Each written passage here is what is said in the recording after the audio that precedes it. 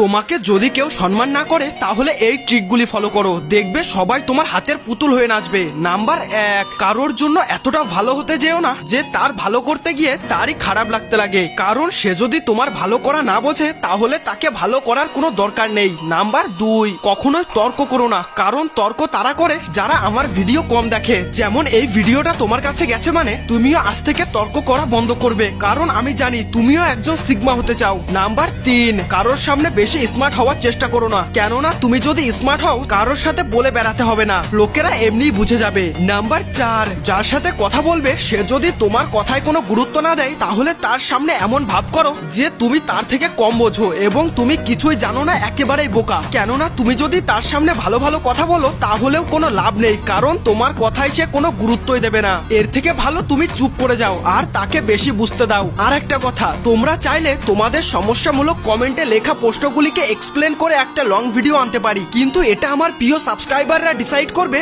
যার জন্য তোমাকে ইয়েস কমেন্ট করে তোমার প্রশ্নটা কমেন্টে লিখতে হবে।